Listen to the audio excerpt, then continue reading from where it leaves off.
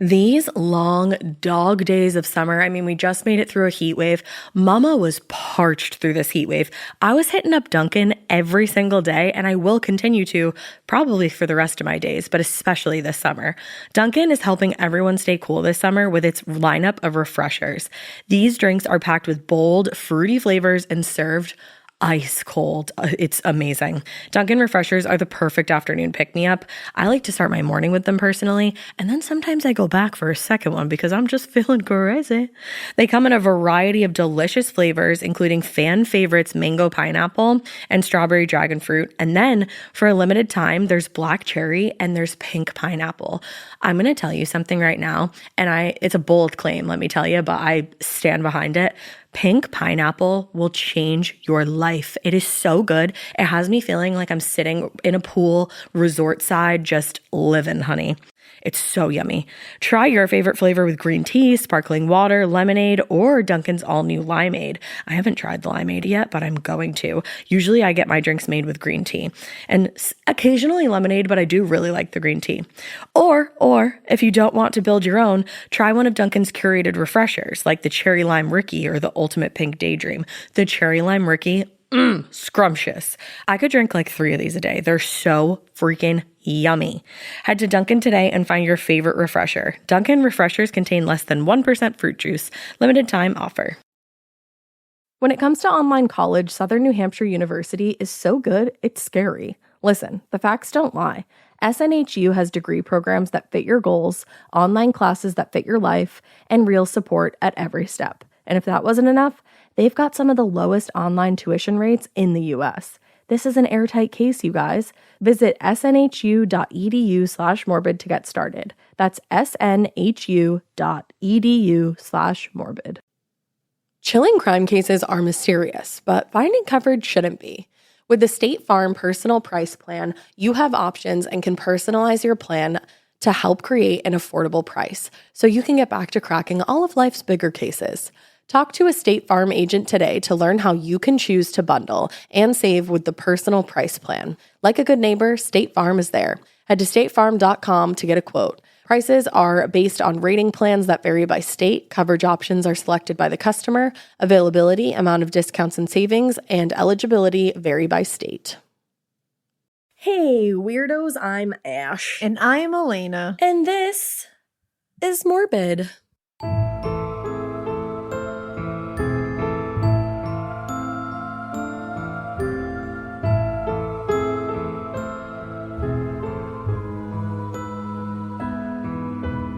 It's morbid on the floor. On the flow, because we're getting new furniture up in here. I keep, every time I talk today, I'm just going, whoa, whoa, whoa, at the end of my sentence. And Elena thinks it's the funniest thing ever. For some reason, every time she does it, I burst out laughing. I think because she does it randomly, so it hits right when it hits. And I do a dance with it. She does. She does like, it's like an Ariana Grande-esque, like, I'm hitting a high note kind of thing, and it makes me laugh. Whoa. Yeah.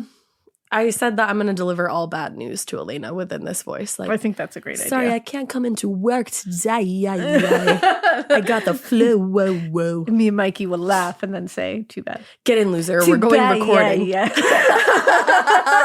That's perfect. That's pretty great. But yeah, it feels like the olden days. Yeah. When we used to sit on the floor. I feel a lot older, though, because already my back's like, ooh, bitch, don't do that. Well, this is more comfortable because there's carpet. And you're up against a wall. And I'm up against a wall. Before, it was just sitting on a hardwood floor in the middle of the laundry room with nothing around me. Yeah, I'm sitting on a PO. On a PO. On a PO, as your kids would say. That's right. Well, I have a case today. And yeah, I'm glad you do, because why else are we here? Yeah, and imagine if I was like, well, I thought you had one. Thought you were like, oh, well, shit. All right, guess this is over. See you guys later. Bye. No, we can't do that. No. I have an interesting old-timey case today, but it is actually the murder of a man who was brothers with one of our first ladies. Whoa. Yes, this is unfortunately political. The murder of George Saxton, and he was sisters with... And he was the brother of. Yep, exactly. He was sisters with. Bye. He was the brother of Miss Ida McKinley. Whoa. Yeah. President McKinley, you don't say. How did you get that? I don't know. I just know so much What about if I was politics. like, no, Lincoln's wife? No. But yeah, isn't that crazy? That is nuts. So let's start. Let's go. George DeWalt Saxton was born October 31st, 1850. Ooh, spooky already. Halloween, for those who don't know. Halloween. In Canton, Ohio. He was the third of 3 children born to James and Catherine Saxton. And as the children of one of Canton's wealthiest families, they were rich. Rich. George and his sisters, Ida and Mary, they were all raised in hella privilege. They went to the finest schools in Ohio. They had access to just all the best shit, really. There's not like a ton out there about their really like core family life or most of their childhood experiences, like in depth. But author John Stark Bellamy writes, it seems probably, judging from the adult characters of Ida and George, that these children of the Canton elite were indulged from the beginning. Oh. And then later he added, their adult personalities were imbued with a remarkable selfishness and uncomprehending blindness to the needs, desires, and deserts of others. Wow. I love the way of describing someone as saying they, instead of being like they were spoiled rotten when they were little, They they were were privileged. indulged. Oh, indulged. Yeah, they were indulged a little bit. I kind of like that. Makes it 'cause feel a little better. That's what I think. Yeah. Well, after finishing up with high school, George spent a brief period as a Sunday school teacher, which just based off the rest of the story, I don't get that vibe from him. George had a lot of thinking to do, I guess. I guess so. But once he was done with that, he moved on to go and work at his father's bank. And it was there that he gained a lot of experience in this family business of finance and property development. And once he kind of like got his foot in the door and really got going, he was like, you know what? I think I could take this over someday. I think I could run this shit. Yeah.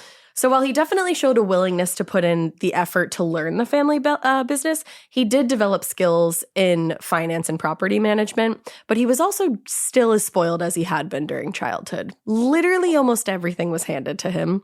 He lived in his childhood home his entire life, which was called the Saxton house. Ooh. When his father died in early 1887, George actually did take over the company, and he inherited all of his father's holdings, which made him one of, if not maybe, the wealthiest man in Canton. Wow. Mm-hmm. So in the early 1870s, he made his first attempt to marry and settle down, as was expected of all young, prominent men at the time. The woman he eventually became engaged to was named Alice Schaefer. She was the daughter of another prominent and local businessman. And as children of elite families, George and Alice had actually known each other since they were in early childhood.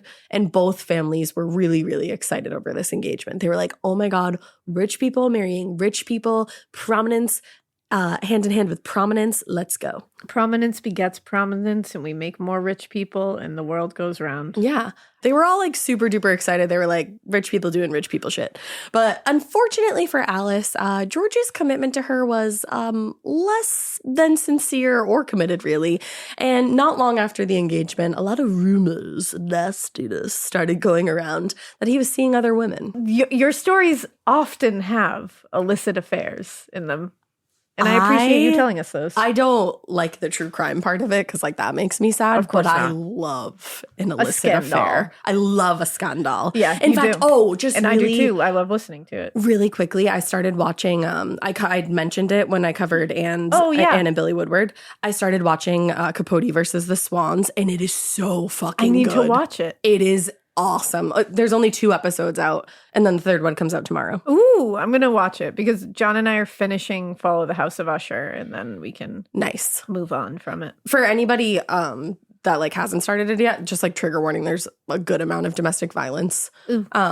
But I just want to like put that out there. But overall, it's really good. Oh, wow. And it's part of the story. So yeah, unfortunately. Okay, but back to this scandalous affair. At it again. So according to a newspaper report at the time, and this is about George, his conduct toward her and his seeming indifference were a cruel blow for her future happiness. She could not believe that he would disregard so readily the sacred vows in which he had so earnestly made.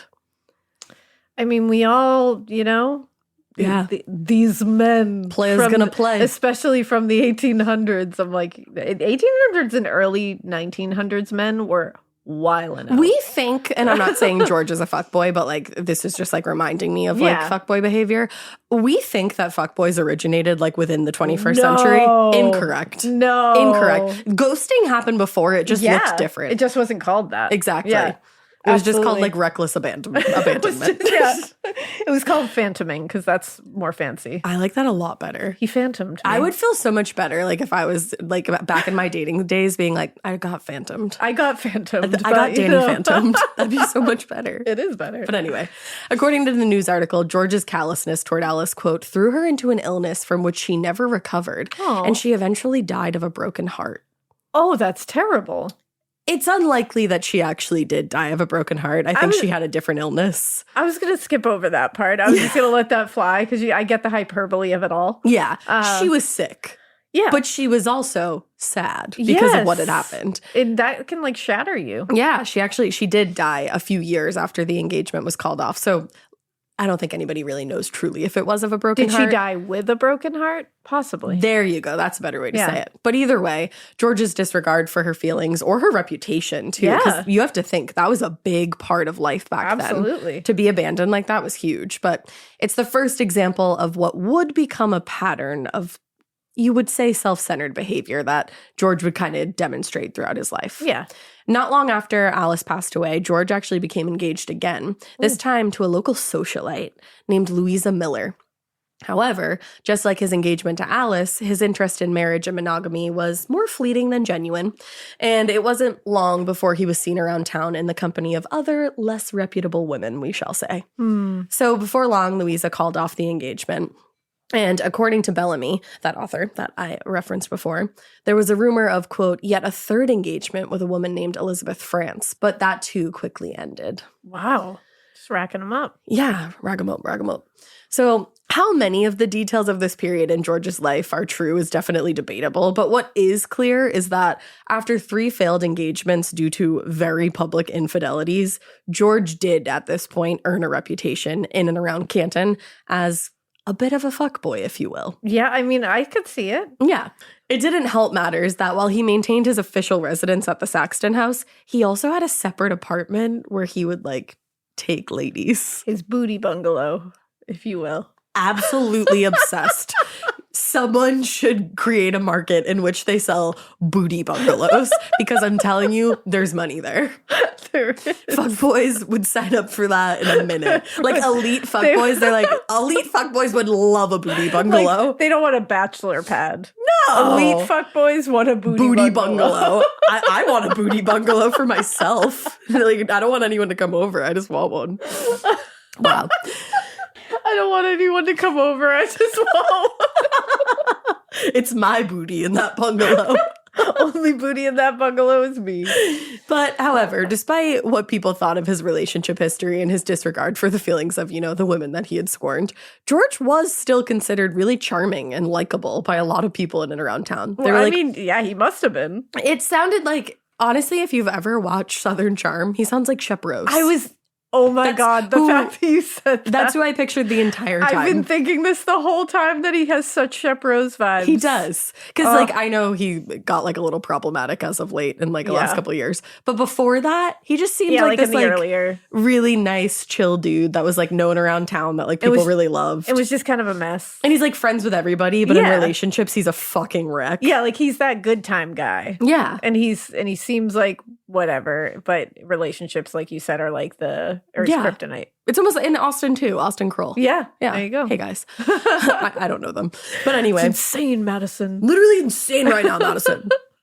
Also, sorry, I'm so I must sound wild in this because I'm just laughing at everything, but I am working off of I think 4.5 seconds of sleep in the past 3 days. Yeah, we went to the Lizzie Borden house, which we're going to talk about at another moment in time. Yeah.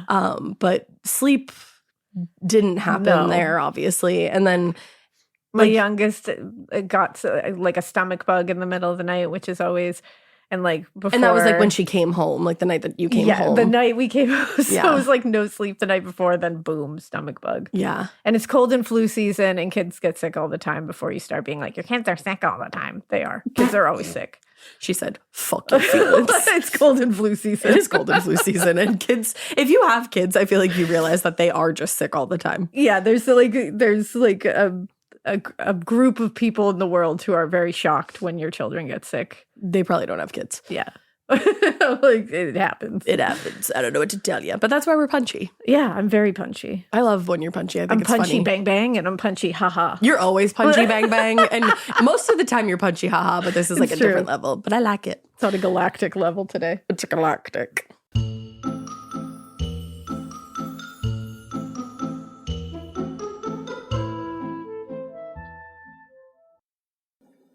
Getting paid twice a month doesn't mean money is scarce. It just feels that way. That feeling makes you do weird stuff, like putting things on a card you didn't need to. Earnin removes that feeling.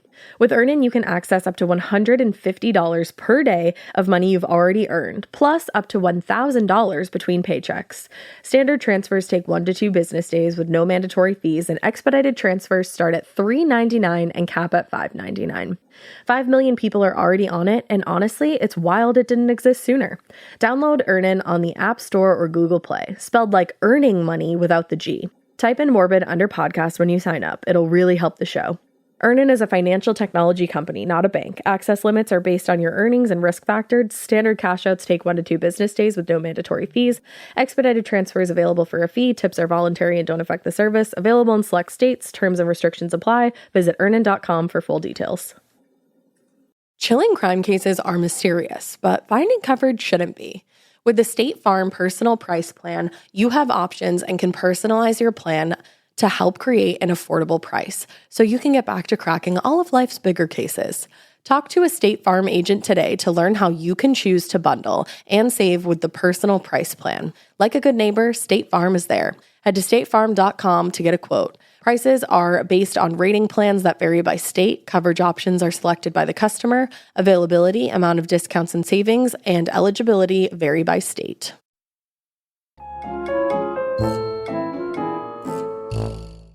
But so the fact that he was still considered charming in town, it really helped him, obviously, not only socially, but professionally too. Yeah. His private life really didn't seem to affect his dating life too much, actually, which is kind of shocking. And by the late 1880s, he had taken up with a new woman who was at the center of this story, Annie George. Annie George. Her name was Anna, but she went by Annie. Oh. So by the time she met George Saxton, Annie George had actually been married for 10 years Oh. to Sample George. So it gets a little confusing. There's George Saxton, and then there's Sample George. Oh, That's okay. his name. He was a local carpenter, and together they had 2 young children. Sample is such an interesting name. I just have to point that out. No, it is. It very much It's is. a very interesting, because I thought you were calling him like Sample George, like this is the sample size George, but like this is the real George, and it's like I was like, who's Sample George? But that's a name. That's him. That's just an interesting I almost name. just said that's him's name. That's him's name. That's him name. You know, just 4 never years heard old. that before. Yeah, neither have I. But Interesting. according to accounts at the time, Annie was, quote, very much devoted to her husband and children and seemed to be delighted with the care of her family. So Wow. she was very much like a wife and mama. So this man just swooped in. Mm-hmm. She and her husband, Sample, moved to Canton, Ohio in 1883, hoping to build a better business. And it wasn't long after they moved to Canton that George Saxton first caught sight of Annie in the Goldberg Brothers store on the Saxton block, because he literally had his own block. Romantic. It is, if she wasn't married. Goldberg Brothers store. Hot. And immediately he was taken. He told a friend, she is a remarkably handsome woman. I will make her acquaintance. I'm obsessed with that statement, first of all. Remember when people used to call women handsome? They were like, she's such a handsome woman. Yeah, it's interesting because I feel like it depends on where you live, if that's Yeah. like an insult or a compliment. Oh, really? I've only ever heard it as a compliment. Because I thought like a handsome woman was like, oh, like she's a handsome woman. Like, Oh, no, I've only ever heard it like she's a handsome woman. Like she is a very striking woman. 'cause I've heard like, it in that like context. she's got very like striking features. Yeah, I've Yeah. heard it in that context, but then I've heard it in the context Really? of like, oh, she's like a handsome woman. Like Oh, I've never heard that. yeah. Interesting. Or maybe I just misinterpreted. You're like, maybe I made it It up. is possible. But anyway, before... Yeah, that statement is just awesome, though. He's like, I will make her acquaintance. I'm like, you will. I believe in you. But she married. I know. But I did believe in him because he just had so much confidence that he charmed me. Confidence. From afar. That's what it's all about. Through time and space, he just charmed me. So that's when you know. And that's what it's really all about is confidence. It is. Chutzpah. Yeah. Swag. I will make her acquaintance. You will. I love it. Manifest. And he did. Yeah. Before she even left the store, George had not only introduced himself to Annie, but also extended an offer to move into a large apartment in the Saxton block where he kept his bachelor apartment. Wow. Now, this was perfect because her and her husband had just moved there and they only had a temporary living situation. So she went home to tell Sample, who was super grateful and was really looking forward to the opportunity. Yeah, thinking this guy's just being nice. Yeah, he's like, oh, wow, what a nice man you've met. Hopefully he's ugly. But within a remarkably short amount of time, George Saxton had fully integrated himself into Annie and Sample's life and like not in a super fun, friendly way. That feels very, it feels very H.H. Holmes. Yes, of him. It does. I'm not saying he's a serial killer. I'm just saying like, no, of course not. The way he's going about this whole situation with like the apartment and stuff, it just feels that way. Yeah, it is interesting. When you start setting up the story, it does sound a little bit like you're like, wait, is he what's going on? Yeah. So he would stop by at the apartment regularly, usually when Sample wasn't home if he could help it. Oh. And it wasn't long before Annie really started to look forward to George's visits, during which it was reported, quote, this is iconic. He poured into her ears all the flattering endearments of which he was capable and sought to gain her affection and confidence. Wow. I love all that except for the use of the word poured. Yeah. Because it makes your ear feel full of water. You hate that. As soon as you started saying it, I was like, ooh. And I just covered one of my ears. You said, not my ears. I said, nope, don't pour anything, and even compliments into my ears. Poured into her ears all the flattering endearments of which he was capable. Wow. That's a writer right there. That was flowery as fuck. I wrote it as, in other words, he was laying it on thick and she was smitten.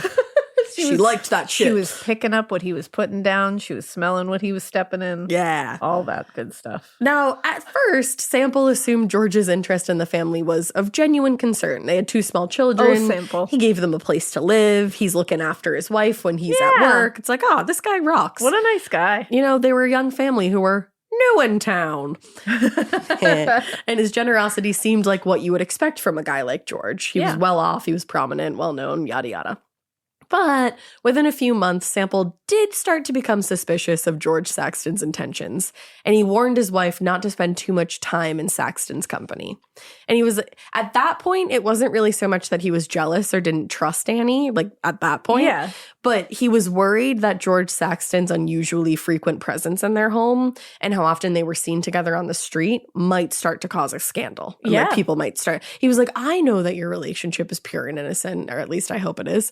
But other onlookers might not think so, and people are going to talk. And we're new here. Yeah, we're new in town. I love it. Now, Sample was right to be suspicious of the attention that George Saxton was lavishing upon his wife. Indeed. And he would only become more so in the months that followed. Now, it's unclear exactly when George and Annie's affair began, because it did. But by most accounts, she really did try to reject his advances, at least initially. But if his relationship history was any indication, George absolutely loved the chase and the courtship phase of relationships far more than anything that came after. And the fact that Annie was married and kind of like saying no to his advances made the situation more enticing. Oh, yeah, of course. The forbidden fruit. Exactly. The more and more she resisted his advances, the harder he tried to win her over. Of course. Endlessly complimenting her, sending her all kinds of gifts, showing up, all of it. All of it. And as a woman of, remember, he's like this really well-off, prominent man. She's a woman of modest social standing, meager means. So she probably found the attention of somebody so well-off and of a higher standing very exciting. Yeah. Like it's a little bit of like an Anne Woodward like way into society. Yeah, absolutely. You know? Now, after years of George's relentless campaign to win her over, years, Annie finally gave in. And in 1889, she agreed to join him for a trip to Myers Lake Casino. What the fuck? Years? He played the long game. He sure did. Now, later, Annie would claim that she was unwittingly seduced by Saxton, quote, based on his explicit promise to marry her. Ooh. So, and that was like a thing back then. If you had vocal, like a verbal agreement that like somebody had said they were going to marry you, that was actually, that like weighed heavy back then. That would like hold up in court. Uh-huh. Yeah. Yep. Like it was, I forget what it was called. I think I might touch upon it later, actually. Yeah, because it's been in a couple of my cases too. Mm-hmm. Now, given George's track record with engagements, though, this seemed entirely possible that, like, he had said, yeah, totally, I'll marry you. Yeah. But whatever his strategy, by 1890, Annie had become estranged from her husband and was openly carrying on an affair with George. Now, Sample George was completely outraged, and by that point, he had already taken the children and moved back to where they came from, Hanoverton. Oh, damn. And it was there that he filed for divorce. But when he realized that a divorce was actually exactly what Annie wanted, this fella got Tom Petty with it. He withdrew the petition, knowing full well that he'd still have to financially support her, but also that she wouldn't be able to marry George. Oh, wow. So he was like, that's fine. I'll still pay for your ass, but like, you can't marry that man that you stepped out the back with me on. Sample seems pretty full size to me. Oh, he is. He seems family size. You just wait. The party pack. Yeah, I was just going to say he's a party pack. So now, having failed to leverage Sample's anger into getting a divorce, George and Annie devised a new scheme. Annie would move to South Dakota, where divorce laws were liberal. Because remember, at this point, like, you couldn't just get divorced here, there, and everywhere. Yeah, no way. That's wild. Crazy. You can't just end a lifelong commitment. That's so shameful. You have to stay in it. But after staying the requisite 6 months, she could file for divorce and then promptly return to Ohio and marry George. So, in October of 1891, she took a train to Canton, South Dakota. Wow. Literally so many cantons. So many cantons. And she set up residence at the Heartland House Hotel. But whatever she had expected to find in South Dakota was probably much better than what she ended up actually experiencing. It was then referred to as the divorce colony where she was staying. The divorce colony? Yeah. Wow. And at that time, divorce under any circumstances obviously was seriously discouraged. And to seek one would have meant public scorn. And then the scorn was doubled when Annie, she was not the injured party. That's what they would have referred to it as back then. So when word started going around that, like, this is why she was in South Dakota, people really didn't treat her well. Aw. Yeah. For close to a year, she lived as kind of a social pariah in South Dakota, with only occasional visits from George to interrupt the boredom and really rather rough conditions. Was it worth it? No. Okay. Things became worse in February of 1892 when she got word from Ohio that in her absence, her soon-to-be, hopefully, ex-husband, Sample George, had filed a $30,000 lawsuit against George Saxton for alienation of affection. That is a term that allows the aggrieved party to sue an adulterer who had seduced their spouse. Damn. That's a fucking thing. Alienation of affection. Yes.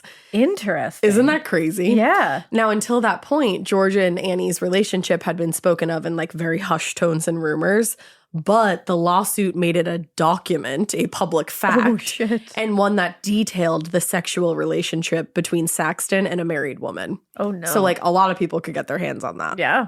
With the lawsuit against Saxton filed, Sample agreed to grant Annie a divorce in September of 1892, and she was officially a single woman. But he was like, I'm going to get $30,000 out of this. Yeah.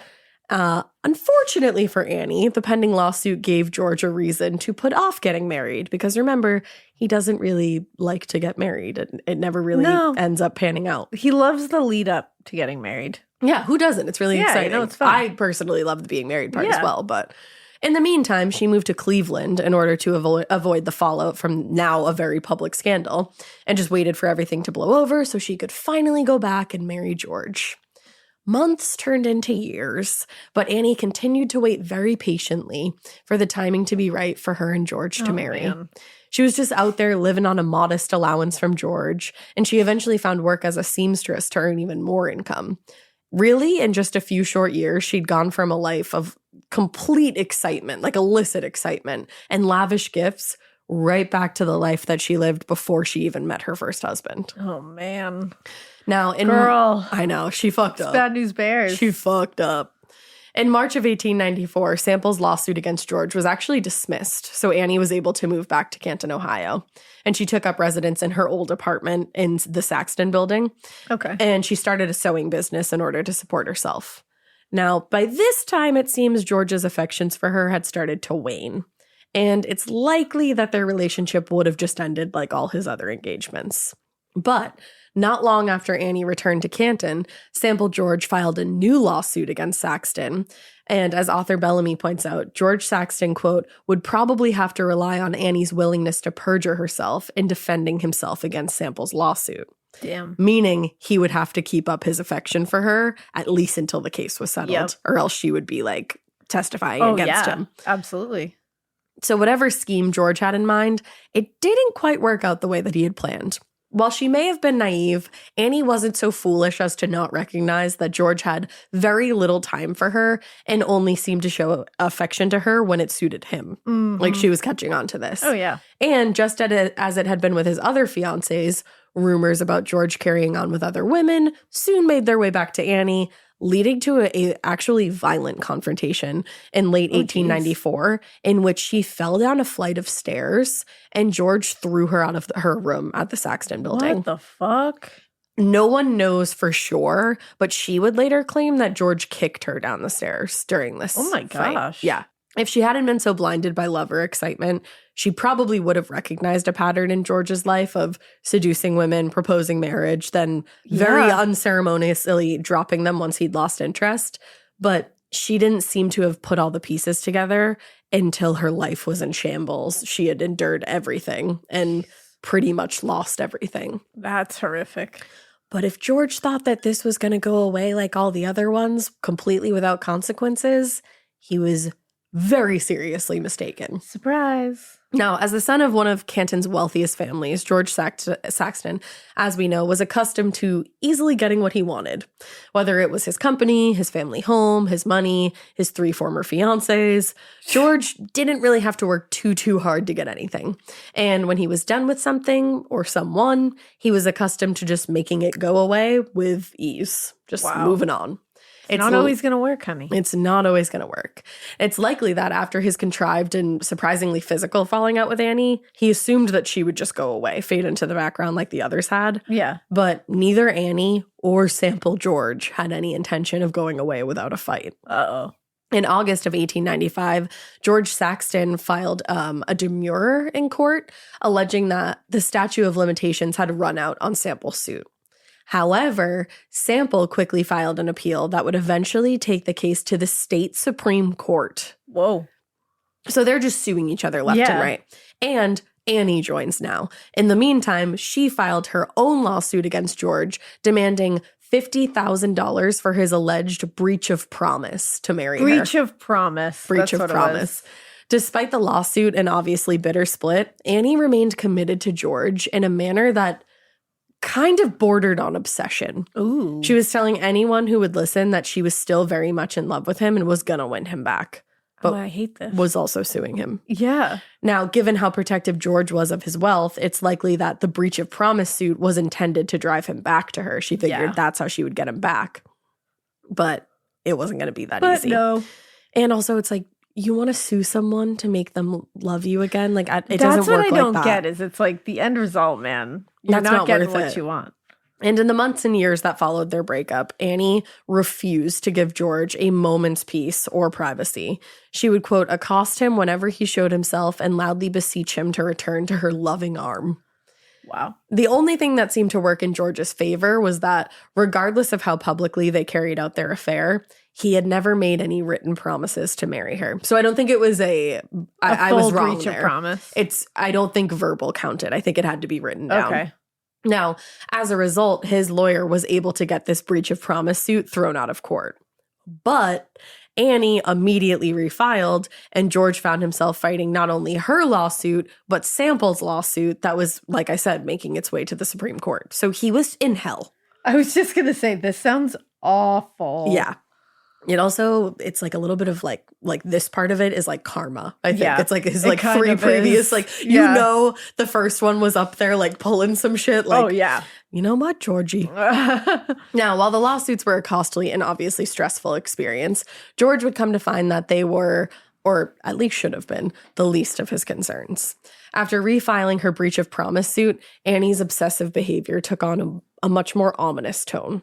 She started a routine of showing up outside the Saxton block early in the mornings, and she would stay camped outside all day waiting for George, who was Ooh. obviously never happy to see her. Meanwhile, she was married, she had kids, whole But life. Sample took them back to But it's like Hanoverton, and she before never this, went back. It's like, ugh. Yeah, she was like a very quote-unquote normal woman. Yeah. Now, years later, William Cook, a resident of the building, told the court one evening, quote, he came home late at night to find all the lights on the second floor were out. Turning a light on, he discovered Annie George standing motionless and silent in front of George Saxton's room. Whoa.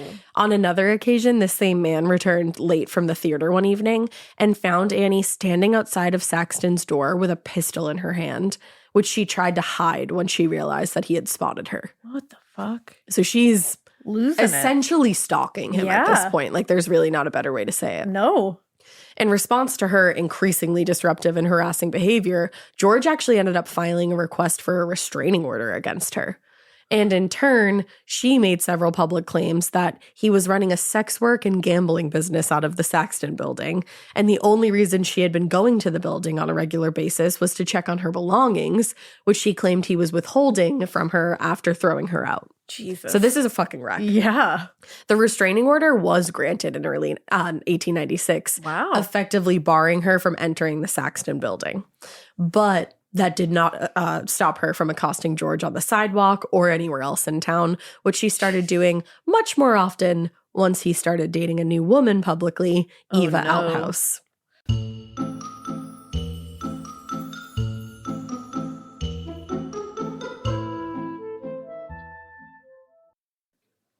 This part of the show is brought to you by Anua, the Korean skincare brand known for scientific, gentle, yet effective formulations. The latest from Anua is the Retinol Collagen Gua Sha Cream, a firming cream with a gua sha-shaped tip built right in. Have you guys heard of gua sha? It's that viral massage tool that moves fluid and tension out of your face. Less puffiness, a snatched jawline, honey, more definition in your face. Retinol firms and reduces fine lines, and collagen keeps your skin plump and structured. This cream has both of those things, arguably the most optimal combo for that snatched, lifted look all in one step. I am obsessed with the Gua Sha cream. First of all, it feels so cool to the touch when you put that on your face. It's just like, this is lovely. It's like a little spa treatment that you can give yourself. I like to do mine at night after I get out of the shower. I rub the cream on my face with the little gua sha. I'm sculpting that jawline, honey. I got it on the cheekbones. And actually, I had a facial the other day, and the lady doing my facial, the professional, she said, "Do you use a gua sha at home?" And I said, "I do." And I said, "How did you know that?" And she said, "I didn't have those little like bumps in my chin or like different areas like that." So she could tell that I was using the gua sha. And I said, "Oh my God." I just feel like I wake up less puffy in the morning when I do it the night before. But you can do it whenever you want to. I, 10 out of 10, recommend this product. The Anua Gua Sha Cream value set is available at anua.com, already discounted. Use code MORBID for an extra 10% off. That's ANUA.com, code MORBID. The Sherwin-Williams summer sale is here. Get 30% off select paints and stains or 35% off their newest product, Emerald Symmetry, July 17th through the 27th. Whether you're looking to refresh your interior or your exterior, they've got the colors to bring your vision to life. And with delivery, getting everything to your door is easier than ever. Shop online or visit your neighborhood Sherwin-Williams store. Retail sales only. Some exclusions apply. See store for details. Delivery available on qualifying orders.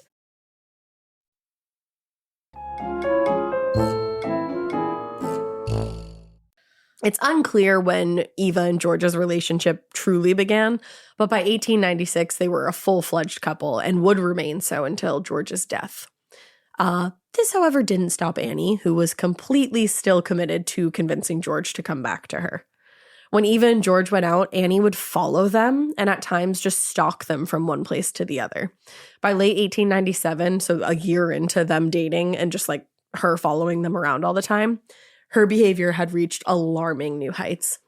She would walk every single evening to the area around or directly outside of Eva's house, where she would either wait for George to arrive on his bicycle and, quote, entreat him not to enter Eva's house and return to her and please keep his pledge to marry her, or she would just like stand outside and wait for him to come. Can you imagine your new guy No. is pulling up to your house and his ex is stopping him each time to be like, you don't want to go up there, you want to be with me. Like I'd be like, what the fuck? I don't know if I could handle that. No. I think I'd be like, listen, you're awesome, but like you need to figure this out before we can be together. Because like I don't want to get killed in the meantime. Oh yeah, you don't want to deal with that. Because it's dangerous. Yeah, they get scary. Like I know this is like a salacious story from the 1800s, but it's scary what happened. Scary, yeah. Now, if it happened that George managed to get inside the house before Annie arrived, she would just stand outside all evening, quote, varying her anguished cries for George's return with angry and often obscene abuse of Eva. What? Yeah. Are you kidding me? No, so she'd just stand outside this woman's house, like screaming for George to come back to her and yelling obscenities about Eva. No. Which I'd be like, get the fuck off my property. Yeah, that's when you do the old, like, that's when the old plague habits come back and you piss in a bucket and empty it on the streets. Oops. That's my shit. When she wasn't causing an embarrassing public scene, Annie continued her legal pressure on George, filing multiple suits alleging, among other things, that he'd stolen her belongings or was holding them hostage inside his building. It's not clear how serious these legal claims were or whether they might have just been thrown out by a judge, but George engaged in each battle, which you can understand why he wants to, but you're like from the future, you're like, don't do it. Yeah, you're like, just stop. Just give her back her shit. Yeah, like, just stop it all. In one instance, he claimed that he had, in fact, been holding some of her belongings, but he was holding them as collateral for a loan of $300 that he'd given her several years earlier, and he'd never gotten any money back. And he said, I'll give her belongings when she pays me back.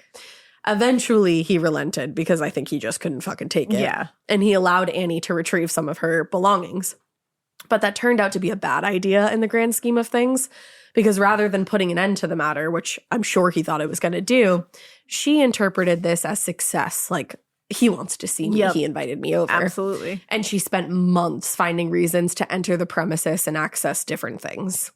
Saxton's lawyer complained to the constable about it during all the lawsuit fighting, saying she's got everything but the paper on the wall, and now she wants that. Jeez. Which I don't know if that was like him being hyperbolic or if she actually was like, I'd like the paper on the wall. I would like the paper on the wall. Who really knows?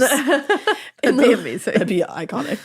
In the late 19th century, public awareness, obviously, or understanding of stalking and mental illness were way more limited than they are today. So while Annie's behavior may have been seen by her neighbors as strange or probably desperate, she was just deemed an overly emotional woman rather than malicious or dangerous. Yeah. And aside from the restraining order barring her from entering the Saxton building, which was granted more on the grounds of it being private property than like harassment, George had little legal recourse, and he was forced to endure years of aggressive daily assaults from Anne. When she wasn't harassing him in person, which like she was doing pretty frequently, George was inundated with legal challenges and all these different suits. And the suits, at least as far as Annie were concerned, and were intended to keep the two of them bound to one another. Yeah. So it was like her way of being like, I'll find you. I was going to say, I'll find you. Exactly. Yeah, that's the, like, I'm going to legally bind us. Yeah. In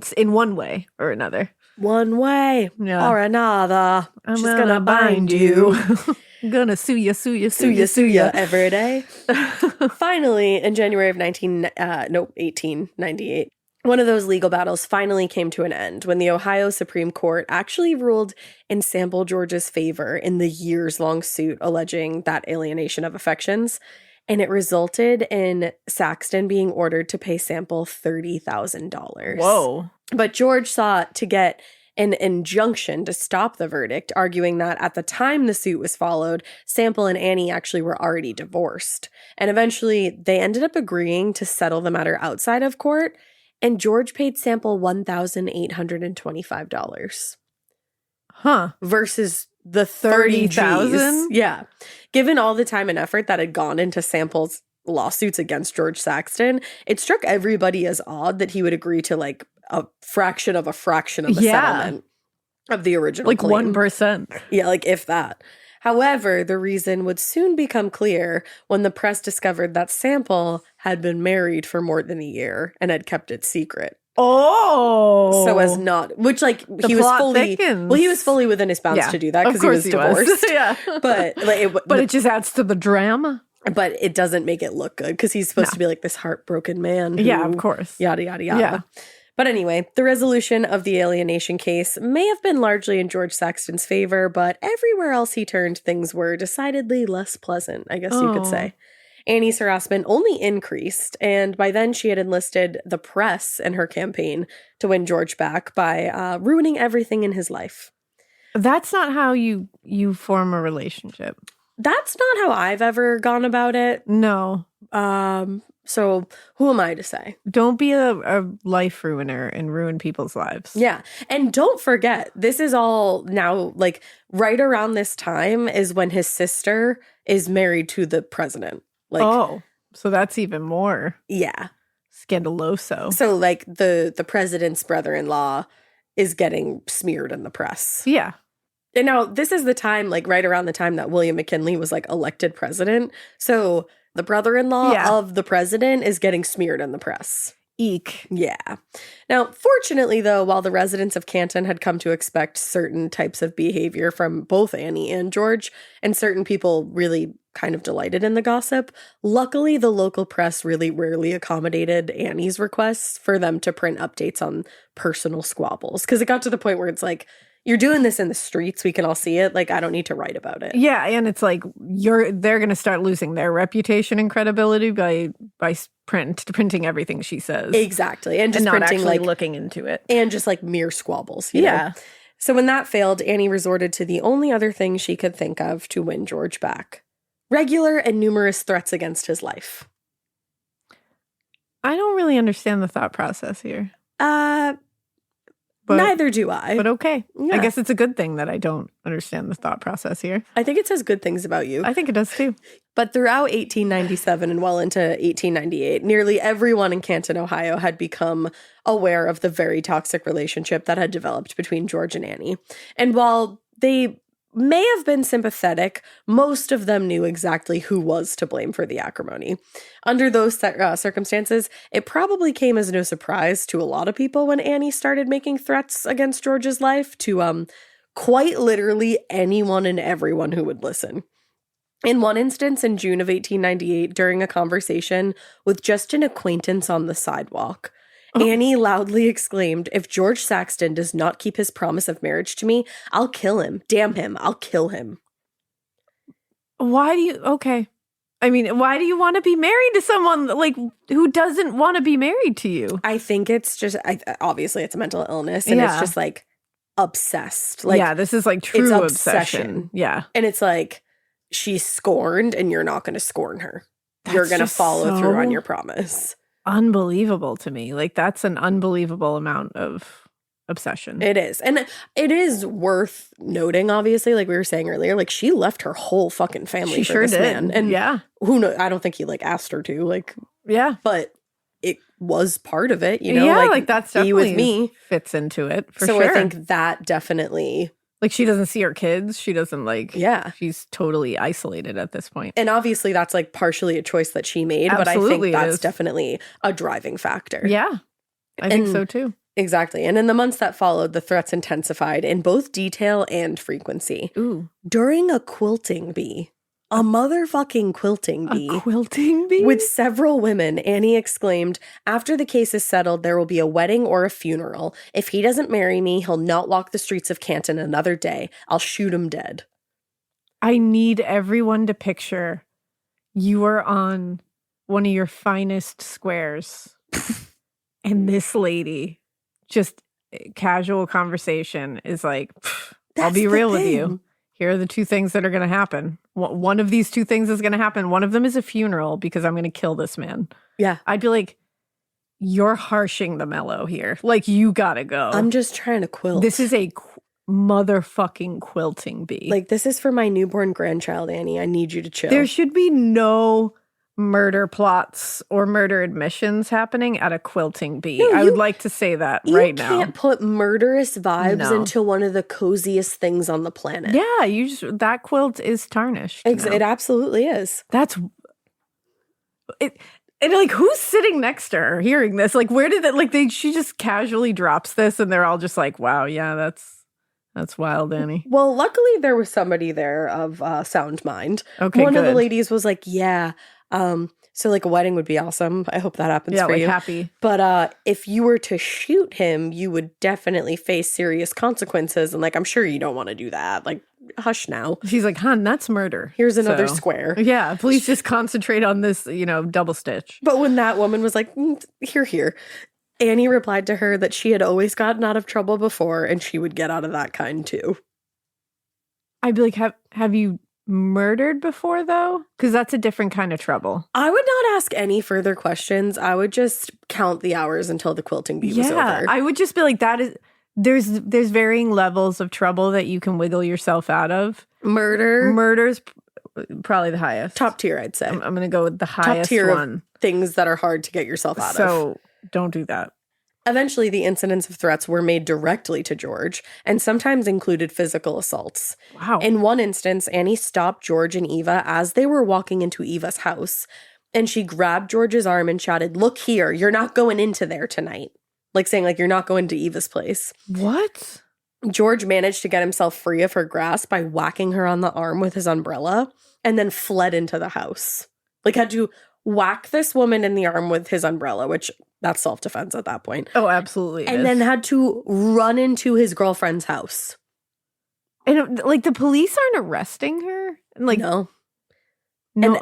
And like, I didn't come across any like she got like cited for this or anything like That's, that. It was like, just what happening. is going on? They just had to endure this? Like, Well, and I think he had gotten that restraining order, but it was only I don't think restraining only for orders the Saxton buildings, and right? I don't think they were what they are now. No, I don't think they were at all. I think it's like, this is a small town. We can't like tell her she can't walk down the street. Yeah, like you can't. Wow, because it's just and it's the time frame, but you just think about like now it's like somebody would be like, you need to go to a hospital. Like, you need some treatment here. Like something needs to be done to bring you down a little bit. Like, they love to throw us in the hospital, us women, for like, I know that's true, but that's the thing. They would throw women in the hospital for bullshit nothing. reasons. Yeah, for bullshit reasons. Because when there was real instances of mental health crisis, they were just like, well, that's annoying. I don't want to deal with that.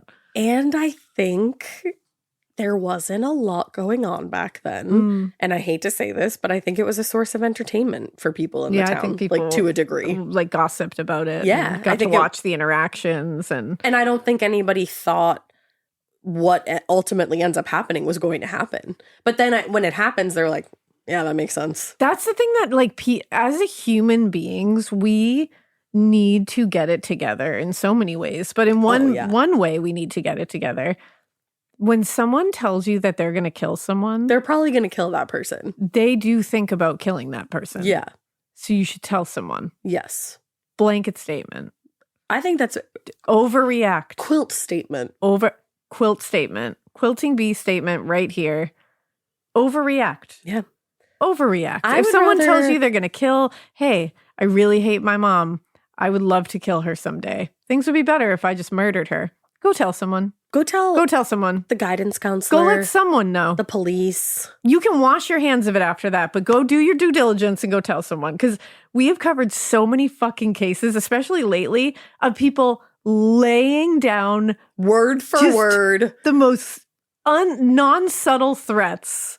Like the most conspicuous shit. They're just like, I am going to kill this person with an axe. And people are like, you know, it's so weird. I didn't think they would actually do it. And it's like they said it to you with their words. Like they said it to you from their face into your face. Take your face and go say it into someone else's face. And here's the thing. It's good that that's unbelievable to you. Like, it's good that you in your heart of hearts don't think that's going to happen. I think that's because you yourself are like, well, I could never do that. Like, and no one's ever told me I'm going to kill someone. No. If someone told me I want to kill this person or I think about killing this person sometimes, I'm telling someone. So don't tell me your shit because I'm going to go blow your shit up. And that's that on that. Spotlight right on your, like, you can't, I'm going to snitch. So don't You tell should. me. I would. Exactly. It's never happened. Yeah, So I can't wrap my brain around these people that are just... And it happens so often through history. No, it really is. It's wild. It really is quite alarming. And we haven't learned because we've covered cases from the 2000s. Yeah. Where people were like, yeah, I don't know. They produced a murder weapon and told me they were going to do it, but I didn't think they would actually do it. Why would they do it? We got to stop underestimating our fellow human beings. We should. We really do. And in every different aspect. Yeah. Not even just like killing in people. the bad ways. Yeah. Yeah. Exactly. There you go. Look at you turning it positive. That's what I do. You flip that right on its butt. That's what I do. I was like, stop underestimating that people aren't the shittiest things on the planet. And you're like, I'm like, and that they're the best. But anyway, on another occasion, Annie confronted the couple, Eva and George, as they walked home, and she grabbed George's arm again, this time pulling a revolver from her pocket and forcing him to walk down the street with her.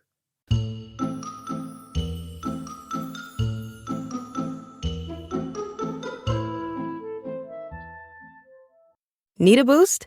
Sometimes all it takes is tapping into your inner cool. Icebreaker's gum helps you unleash the confidence within. Each chew releases a rush of icy flavor powered by cooling flavor crystals, sending a wave of refreshment to reinvigorate all your senses. Icebreaker's convenient pack fits everywhere, from car cup holders to backpack pockets, so you can find your cool wherever you go. Grab Icebreaker's gum online or at a store near you. Getting scared is one thing. Getting a thrill is, well, you want more of those in your life. The Genesis GV70 is built to thrill, baby. A thrilling yet elegant design always makes driving the GV70 an exciting adventure. Its powerful athletic stance screams performance and turns heads. Everybody's looking at you, girl, or boy, or whoever. Command the road and experience a class-leading standard 300 horsepower. Oh my God. Plus, discover the different dynamic drive modes for all different terrains. Choose between the different terrain modes for whatever road conditions you may encounter. The Genesis GV70's award-winning technology and performance lets you drive with comfort and drive with confidence all at the same time. It's an exciting SUV with intuitive tech that can make your ride smooth even when the road isn't. And its blind spot cameras allow you to see what's next to you. It's like having eyes on the side of your head. That's pretty iconic. Its performance, by the way, is measured not only in power, but in how it makes you feel confident, sexy. The Genesis GV70. Learn more at genesis.com and feel the GV70.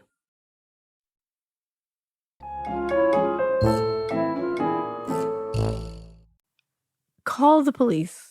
Call the police. What's going on? This situation only ended when she actually dropped the revolver at one point, and George was able to grab it from the ground and like speedily walk away from her. What the fuck? Given the way things were headed, it was only a matter of time before this situation reached a very tragic conclusion. And that's where we are at right now. Oh, no. A little after 6 p.m. on the evening of October 7th, 1898. So like just before his birthday too, like a couple weeks. Oh, yeah. Just as the working men and women of Canton were ending the day and making their way home, George Saxton was on his bicycle, headed to his girlfriend Eva Althouse's place. At a nearby grocery store just right across the street from Eva's house, Henry Biederman was standing in the doorway of his store talking with another man, August Boren, the store's owner, when the two men heard a loud gunshot ring out, followed by another. As many of the Cantonians who had witnessed the ongoing deterioration of George's relationship with Annie, one of the men, like so many others in town, knew things would come to a violent head sooner or later. Yeah. And he recalled that his first thought upon hearing the sound of gunshots was, Saxton's finally getting it. Whoa. Which, like, wow, what a first thought, sir. That is the most chilling shit I've ever heard. Like, Saxton's finally getting it. It's like, someone is dying. And that's your immediate thought. Yeah. So the two men walked out to the sidewalk and peered around the corner in the direction of Eva's house, where they saw a figure approaching George Saxton, who lay on the stone walkway leading to Eva's door. The figure was wearing dark clothing, and from their build and the way they moved, Biederman thought that it looked like a woman. Damn. The figure leaned down close to George and appeared to grab his arm, and then stood up and fired twice more into his body. Holy shit. Before running off toward a nearby vacant lot and then disappearing into the woods. So Henry Biederman was one of the first people to reach George, who by then was laying on his right side with his face turned toward the sidewalk. By then, the sun had gone down completely and there were no streetlights outside of Oh, Eva's yeah. house. So the men who assembled around the body actually couldn't make out who it was, but they knew. And even when Biederman turned the body over, several men around him had to light matches before they could confirm that it was Holy George, shit. which it was. Remarkably, there were no obvious signs of violence. It literally just looked like he had fallen from his bicycle. What the fuck? A few feet away, his satchel had landed hard on the ground, scattering the contents, a nightshirt and a bottle of champagne, which will come back later, out onto Eva's lawn. And finally, after several minutes, somebody went to go get Police Sergeant William Hassler and a doctor, Dr. Edward Brandt. Regardless of how it appeared to the crowd that had now assembled around the body, George Saxton was 100% dead, and he had died violently. According to the autopsy, the first bullet entered his side above the right breast and then bounced off a suspender buckle and exited 2 inches above the entry wound. Holy shit. So it literally went in and then out. Oh, wow. Which is wild. The second bullet entered the left side of his chest, grazed his ribs, and then exited near the left shoulder. And the slug was later discovered among his clothing. As far as Brandt could tell, those wounds were actually superficial and were unlikely the cause of death. So 2 of those shots would not have been fatal. Oh, wow. But the third wound was much more serious. That bullet had entered George's body under his left arm, penetrating his lungs and his diaphragm, Ooh. severing multiple arteries before settling in his liver. Damn. And the final bullet that entered his left side, grazed his ribs, then penetrated his stomach, which caused a tear in one Ooh. artery and in his small intestine. Oh. So Brandt wasn't sure if it was the third bullet or the fourth that had been the cause of death, but he had concluded that it was the severing of the iliac artery that had killed Saxton almost immediately. Damn. Which, if you have to go, thankfully, it happened pretty Oh, my immediately. God. But that's so violent. So violent. 4 shots. Oh. The bullets collected from the body and George's clothing were from a .38 caliber revolver and had all been fired at close range, close enough to leave burn marks on his clothing. My So that's like really Yeah. close. And burn marks on his clothing down to his underwear. Wow. Isn't that crazy? Dr. Brandt concluded that the reason for the lack of blood at the scene of the shooting or on George's clothes was because the vast majority of his bleeding was actually going on internally. Oh, yeah, I'm sure. Which With is all like that going on. So horrific. Oh, yeah. As soon as the news of George's murder started to spread around Canton, there was literally not a shed of doubt in anyone's mind as to who killed him. You know and who the did search it. for Annie George began immediately. Large teams of men spent hours combing Canton's downtown and residential areas, but there was no sign of her anywhere. Wow. At that time, she was at the home of her friend Florence Klinger, having arrived there at about 6:30 p.m. Florence lived about a mile away from Eva Althouse, a distance Annie could have easily covered in the half hour between the shooting and when she arrived at the home. The 2 women were said to have chatted for about 15 minutes or so, and then Annie stood up abruptly and told her friend she needed to go downtown to see her lawyer, James Sterling. So, while the groups of men searching for Annie never had any luck locating her, several other people spotted her as she was walking through town on her way to Sterling's office. She exchanged pleasantries with several people as she walked through town, and many remarked that she appeared, quote, calm and unagitated, which, like, she hadn't appeared that way in a while. Yeah.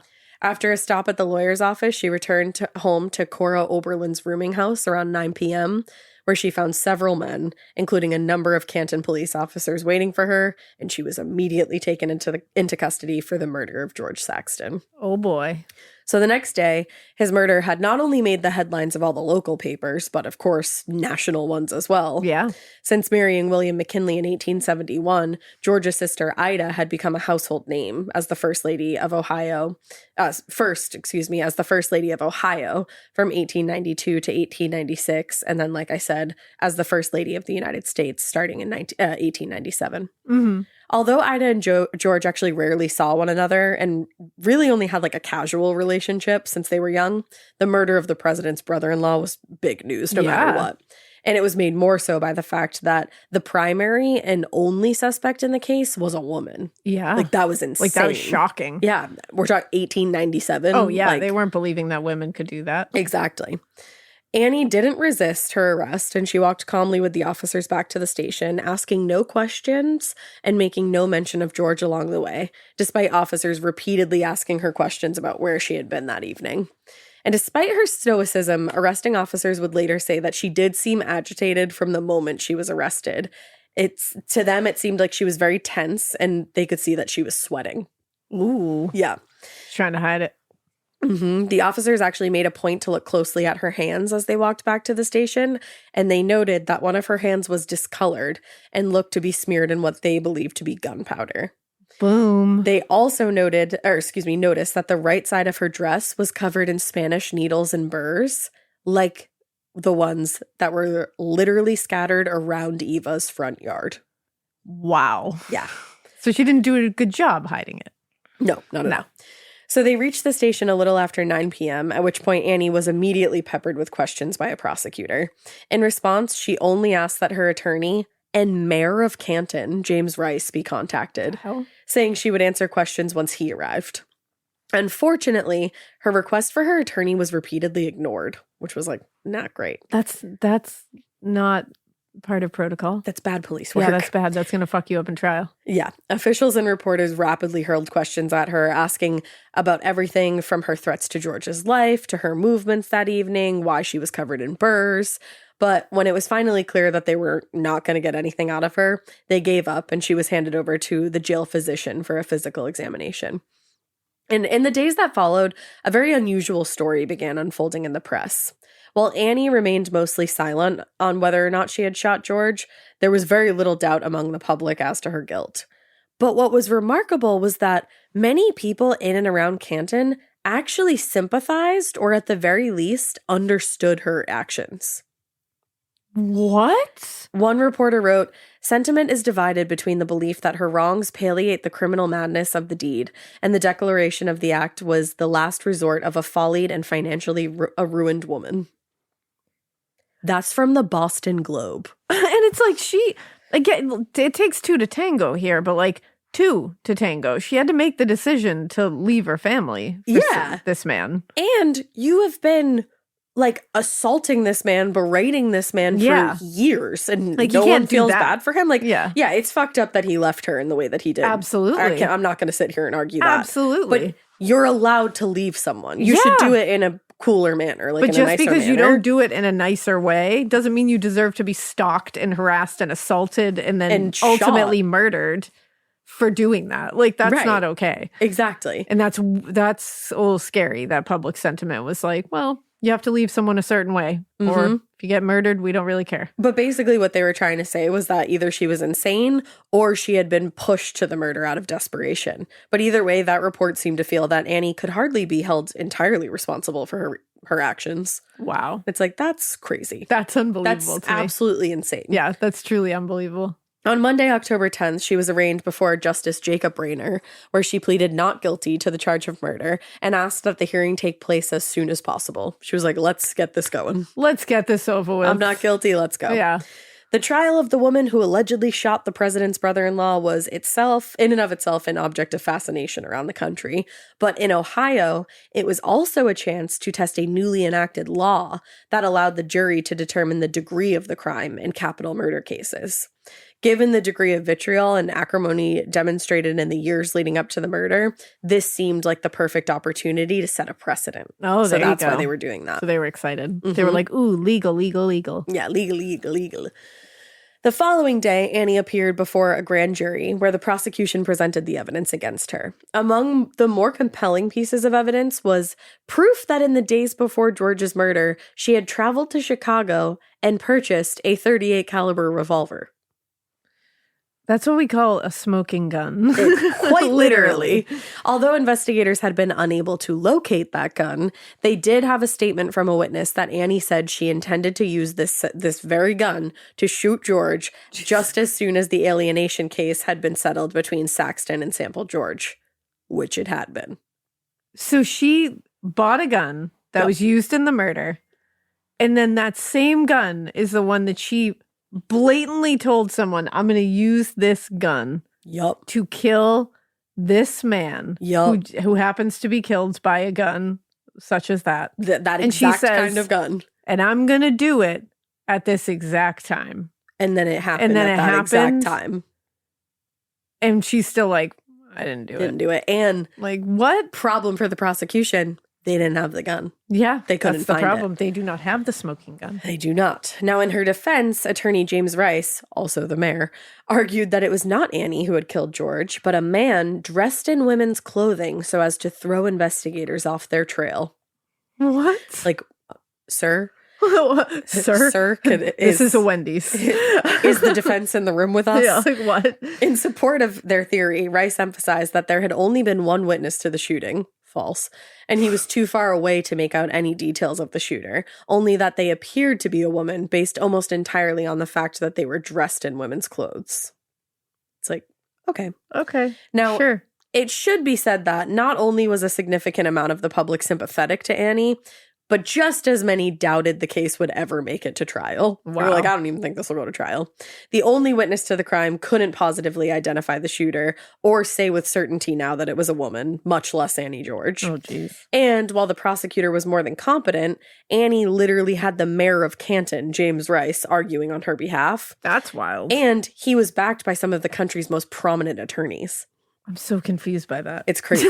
Like, what? You're like, how is that not a conflict of interest? Yeah. I would think so, too. The prosecution, on the other hand, had George Saxton, a man who most people faked their respect toward, unfortunately, and who few really genuinely liked when it came down to it. Yeah. Like, they liked chatting with him in town because I think it was good to be seen with him. Yeah. But when it came down to it, they all talk shit about him behind his back.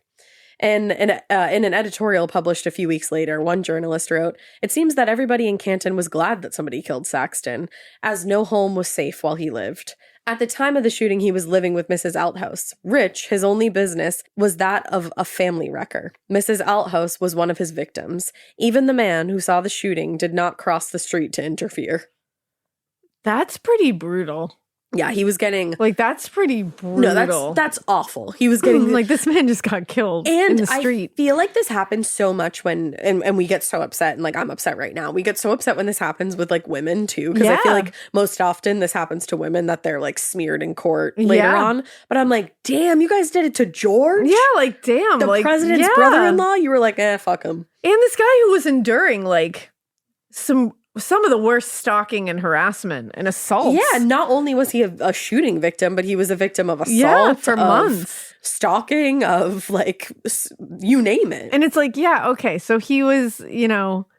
He liked to go after ladies that maybe... He was a good time guy. Yeah. He was, you know, he was a homewrecker. Like, it's just that he was. It is what it is. And it's like, it's just the fact of the matter. But it's like, that doesn't... To define him by that after he's been murdered in the street. He's so much more than just that one thing. Is like it just seems callous to me. It's like, yeah, that was a part of what he did. But does he deserve to die? No. That way? Like, come on. That's the thing. Yeah. After hearing the evidence, though, presented by the prosecution, as well as the evidence collected during the coroner's inquest held a day earlier, the grand jury handed down the indictment, and Annie was bound over for trial. So this was going to trial. Yeah. However, while this seemed like a positive step toward getting justice for George, everyone really knew that the case against Annie was slim and very circumstantial. Damn. The prosecution's evidence amounted to a witness seeing Annie in the area shortly before the shooting, a dirty dress, some gunpowder residue, maybe, on her hands, and a long history of threatening and stalking behavior, which, when chalked up all together, like, it is Seems a lot. pretty good. I mean, there's a lot of circumstantial. circumstantial. But it's like, this lady was walking around to anybody. She was going to, like... Anybody who would listen. Yeah. Anybody who had ears, she was telling she was going to murder this man. Yeah. Like, that does need to be taken into account. Because 9 times out of 10, they follow through and they do it. Yeah, exactly. We've seen this time and time again. This is a wild case. Yeah. So despite the high-profile nature of the case and how well everyone in Stark County knew the toxic history between Annie and George, jury selection was completed very quickly, and the trial got underway on April 8th, 1899. Arguing for the state was County Prosecutor Atlee Pomerantz, while the defense team was led by Canton Mayor, like I said, James Rice. In his opening statement, Pomerantz laid out the state's case that on the evening of October 6th, George got on his bicycle and headed to the home of his girlfriend, arriving in the vicinity a little after 6 p.m. At the same time, witnesses saw Annie board a streetcar headed in the direction of Eva's house. According to Pomerantz, the two met on the sidewalk outside of Eva's house, where Annie fired 2 shots at George, who immediately dropped to the ground. After hearing George cry out for help, she approached and stood over him, firing twice more at close range, killing him instantly. In support of this theory, Pomerantz explained to the jury that officers found, quote, Mrs. George's fingers were blackened with burned powder when arrested, and that she had not only threatened to kill Saxton, but had long planned how to do it, and that she had outlined her plans to another party. So they were like, Yeah. they're saying exactly what they're saying. What we're saying is like, this is how it happened. Someone literally saw her in the vicinity, like a mile away. And then she has all this gunpowder on her hands, and she's been telling people for fucking years that she was going to do this. Like, you got to follow the breadcrumbs here. When something happens the exact way that somebody said they were going to do it, they did it. They did it. Like, come on.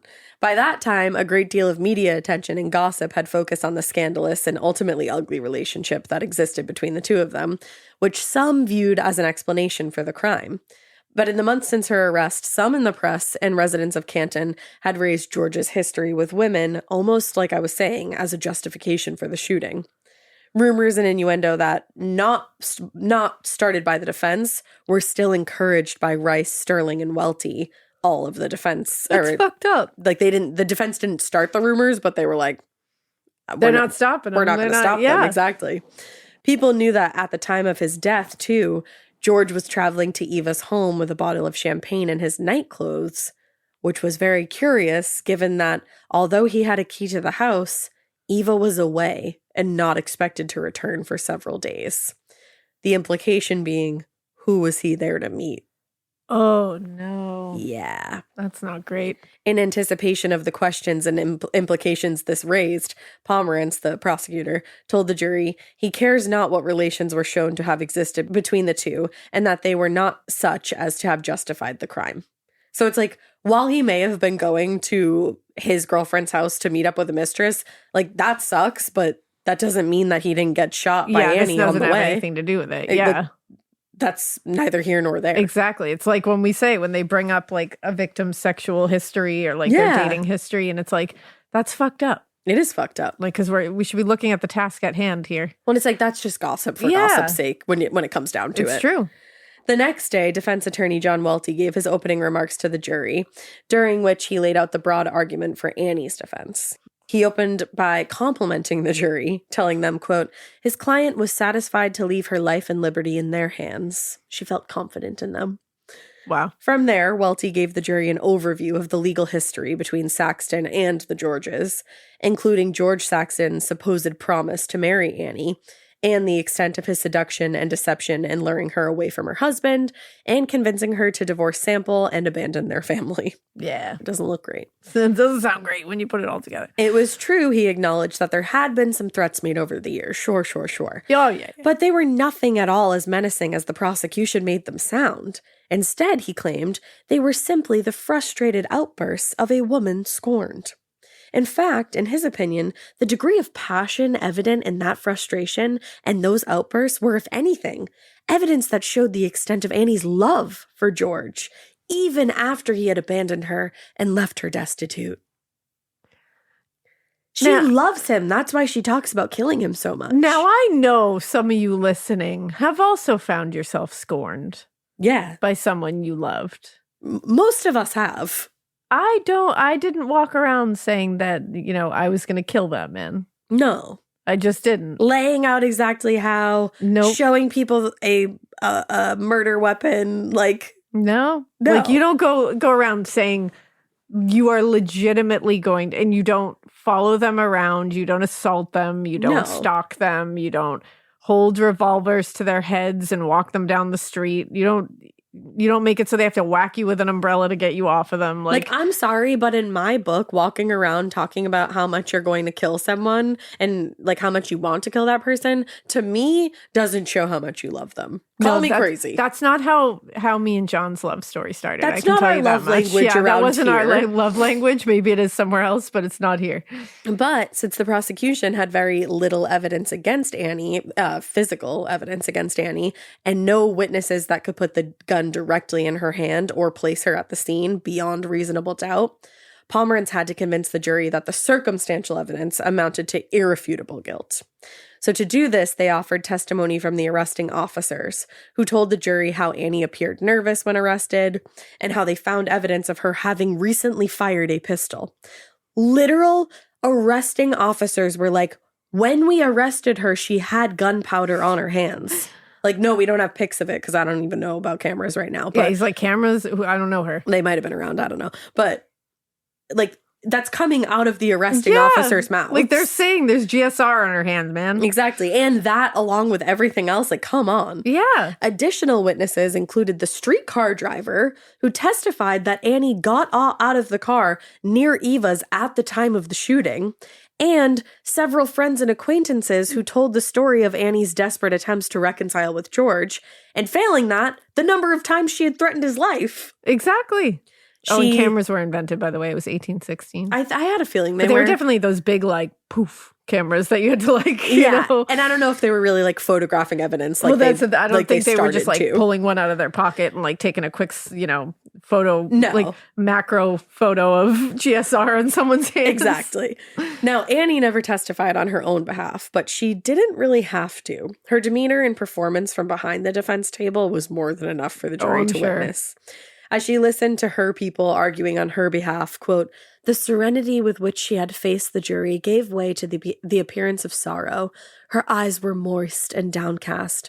Her manner was natural enough in view of Welty's graphic description of events from the time that she left Hanoverton as an innocent and contented woman to the time when she was cast adrift by Saxton. So she was fucking hamming it up. She was hamming it up. She was. I was going to say beefing it up. She was beefing it up. That's not it. She was playing the part. She was. To listen to the defense, one would have assumed, though, that it was George Saxton who was on trial, not Annie. But things got even worse for the prosecution when the defense entered several scraps of shredded paper into evidence that, when reassembled, compromised a series of notes between George Saxton and Jake Mintz, the head of a private investigation agency employed by Saxton. So the defense called Mintz to the stand, and he testified, quote, Saxton came to Cleveland and engaged me to secure evidence against Mrs. George. Saxton by this time was tired of the woman and wanted to get rid of her. Oh. His idea was to catch her together with another man and have her sent to the workhouse. He thought that would end her. Well, so it didn't mean like he wanted to kill her, but he was like, I need to get rid of her, so like have her sent to a workhouse. And workhouses are fucked up. That's also brutal and super callous of him. Like, that's fucked up. Yeah, this is a horrific story on both ends. Like, he was just like, yeah, send her to a workhouse. It's like where she might die. Exactly. Okay. Like, and not great, everybody. No, this is not a love story. Damn, no. Despite the fact that this was a murder trial and Mintz's business dealings with Saxton really had little bearing on the case, the defense still used this as evidence of George's cruelty towards Annie, and it worked. And as support for their argument that any outbursts or threatening behavior from her was only the natural result of a woman pushed to the brink of madness by a callous and abusive man. Wow. So after 3 weeks of evidence and testimony, closing remarks came on April 27th, 1899. So we are literally almost in the 1900s. Wow, look at us. The prosecution revisited the stronger points of their case, including the fact that Annie had made countless threats against George and even physically assaulted him, and again had been seen in the area at the fucking time of the crime. Come on. The evidence may have been circumstantial, but it was also compelling and pointed to her as the most likely suspect in the murder. When it came time for the defense to give closing remarks, James Sterling, the fucking mayor, took a play from Welty's strategy and began by complimenting the prosecutor. Oh, wow. Pomerantz, he told the jury, was, quote, an elegant gentleman. He's a good lawyer and a nice fellow. And that man said, flattery will get you everywhere with me, sir. Exactly. He continued basically saying it was not the prosecutor's fault that he had been led astray by bad advice and false stories, and he had no doubt regretted building a case on such flimsy evidence. Oh, that is so patronizing. Underhanded. Yeah. Like, that is so just like, Like, There, It's not your fault that you're dumb. There, moron. Damn. Said after all, they had presented a case based on threats made by a frustrated, heartbroken woman. And as Sterling pointed out, quote, it does not follow that because threats were made, they were executed. Yes, it does. But when they are executed, I feel like that's when you can color those dots in. He said no. No. In a stern tone, he went on to say, the more I think of it, the more astounded I am to think of it, that an officer of this court, a member of the Stark County Bar, should hold it to be the rule that suspicion, missing links, and distorted ideas are evidence of guilt. So he literally was like, I can't even believe you're a lawyer. He's like, wow, you suck at this. He started off by being like, you are an elegant man, and then ended with like, but I can't believe you're a lawyer. You sure are elegant, but you suck at this. You're dumb. Yeah. Over the course of the next 3 weeks, the defense team barely acknowledged the evidence against their client, or over the course of the last 3 weeks, the defense barely acknowledged the evidence against their client, and they never considered entering a plea of insanity. They weren't even going to do that. Which, why wouldn't you? You would think that would be the easiest thing, and I think they would have gotten You would that. get that in a hot second. They wanted her to get off, like, scot-free. Damn. They just operated from the very reasonable and very legitimate position that threats and innuendo made by an irate person didn't make them guilty of murder, no matter how close they were to the scene of crime when it happened. Very reasonable. Wow. All right. I say that with sarcasm. Yeah. They strengthened their case by reminding the jury and everybody else in the courtroom that George Saxton had a long history as basically what they said was a self-centered playboy and a homewrecker, just in case anybody questioned why Annie had become so desperate. Yeah. Under the circumstances, it was questionable and tacky, but it worked. The jury deliberated for nearly 23 hours and voted a total of 22 times before returning a verdict of not guilty. How the fuck did that happen? Not guilty. Wow. I don't know. Come on. Now, given the weak case against her, like, I say weak because it's circumstantial, but it's really not. Annie's acquittal came as a surprise to very few people. Given that, the residents of Canton were shocked 6 months later when new evidence came to light that likely would have seriously had important bearing had it become known to the prosecution at the time of the trial. Uh-oh. In July 1899, 15-year-old Russell Hogan was arrested in Chicago and brought before the juvenile court to face a charge of disorderly conduct. When he told the prosecutor he had witnessed the shooting of George Saxton. He said, I was standing right across Lincoln Avenue from Mrs. Althouse's place and saw Mr. Saxton on the porch, and I saw Mrs. George shoot him. Wow. When the judge was like, why the fuck didn't you tell anybody about this sooner? He said, I was afraid they might do something to me if I told what I seen. So I left home and traveled all over the country since then. Holy so he was like carrying shit. that with him. Yeah. According to the press, Hogan had told the story to others prior to his arrest and was generally believed to be trustworthy. Wow. Not to mention, he hadn't told the story in exchange for any type of plea, and he didn't expect anything in exchange for the information. It was literally just like, I think he needed to get it off of his chest. Yeah. Which led the authorities to conclude that he was most likely telling the truth. Holy shit. But regardless of his truthfulness, Annie had already been acquitted of George's murder. Double and she jeopardy, couldn't be my retried. friend. So in the end, his eyewitness testimony was useless. Why did he wait so long? I know. I think he was just scared, I think. A few years later, Annie relocated to Akron, Ohio, where she met and married local physician Dr. Arthur Rideout. Annie's past and the near certainty of her guilt caused a stir among the residents of Akron, and the scandal eventually forced them to relocate. Little is known about her life from that point forward, but in July of 1906, the Akron Beacon Journal reported on Arthur Rideout's quote-unquote suicide. Oh. He was quoted as telling Annie on the night of his death, I am tired and sleepy. I shall go to bed. The following morning, Annie went to check on her husband and found his lifeless body hanging by a belt from the chandelier. Oh, wow. His cause of death was listed as strangulation, and he left no note, and there was no reason that anybody knew as to why he would end his life. Oh, boy. Annie Rideout died June 25th, 1922. Wow. Of unknown causes, and is buried in Greenwood Cemetery in Brooklyn, New York. Holy and that shit. is the story of the murder of George Saxton and Annie George Rideout. Wow. That's a little sketchy. That's very sketchy. Everybody was like, he had no reason to do that. And the last thing he said was like, I'm sleepy. I'm going to go to bed. That's wild. And the fact that that kid came forward later and was like, I saw the whole thing. Like, I literally saw all of it. And I'm just telling you this to get it off my chest. I don't have anything to gain from this. That's brutal. Yeah. Damn. And it's just, and we said it the whole way through, but it's just so fucked up that everybody was like, yeah, I guess he drove her to it. Yeah, like, yeah, I guess he's kind of a fuckboy. It's so like, yeah, I've murder him on the street. Many a fuckboy in my life, but I've never wanted to kill any of them, or never thought like they deserved anything. I'm not gonna murder them on the street, like Jesus. God damn, y'all, that's wild, crazy. What a crazy tale. I know, Annie. Absolutely bonkers. Damn. So yeah, we hope you keep listening, and we hope you keep it weird, but not so weird that you run around telling people that you're going to kill somebody and then actually go and kill them and get away with it, because we don't condone that kind of behavior here. We don't. Thank you. Goodbye.